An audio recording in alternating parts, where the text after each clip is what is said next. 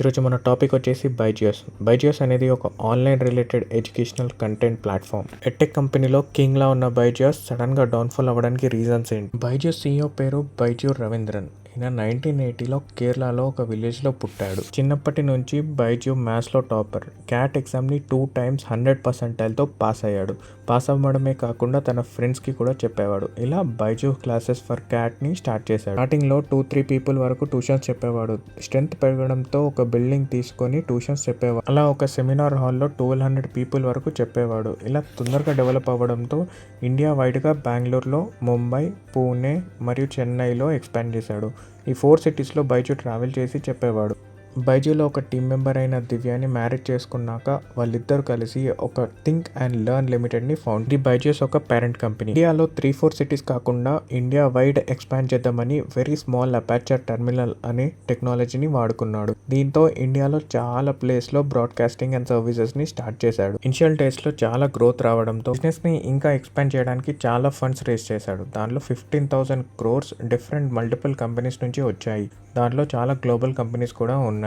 చాలా తక్కువ టైంలో ఎక్కువ గ్రోత్ రావడంతో వాళ్ళ రెవెన్యూ $1 billion 2018లో పీక్స్లో ఉండింది. 4 crore యూజర్స్ ఉన్న బైజూస్ లెర్నింగ్ అప్లికేషన్ $8 billion వాల్యుయేషన్స్కి వచ్చింది. 2021లో 4,564 crores బైజూస్ ఒక యూనికార్న్లా ఫామ్ అయింది. ఇంత సక్సెస్ఫుల్ ఉన్న ఒక యూనికార్న్ సడన్ గా డౌన్ఫాల్ ఎలా స్టార్ట్ అయింది ఈ వీడియోలో మనం తెలుసుకుందాం. Welcome to my channel fun Chandra vlogs. To subscribe, like and share. Thank you.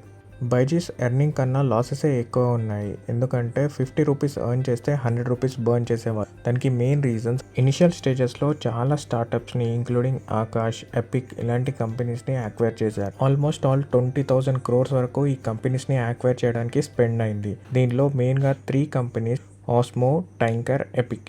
ఈ 3 companies నుంచి స్పెసిఫిక్గా ఎందుకు చెప్తున్నానంటే బైజూస్ అమెరికాలో ఎక్స్పాండ్ అవ్వడానికి ఈ 3 companies మెయిన్ రీజన్. ఇలా హాఫ్ ఆఫ్ ద మనీని స్టార్ట్అప్ కంపెనీస్ కొనడంలోనే బైజూస్ స్పెండ్ చేసింది. కాకుండా స్పాన్సర్షిప్ అంటే పెద్ద బ్రాండ్స్కి అడ్వర్టైజ్మెంట్ ఇవ్వడము. దీనిలో చాలా వరకు అమౌంట్ స్పెండ్ చేశారు. ఈ రీజన్స్ వల్ల బైజూస్ ఆల్మోస్ట్ ఆల్ ఇక్కడే 3/4 ఆఫ్ ద రెవెన్యూని లాస్ అయింది. బైజూస్లో టాక్సిక్ వర్క్ కల్చర్ ఉండడం, ఇలా చాలా రీజన్స్ బైజూస్ ఒక డౌన్ఫాల్కి కాంట్రిబ్యూట్ చేశాయి.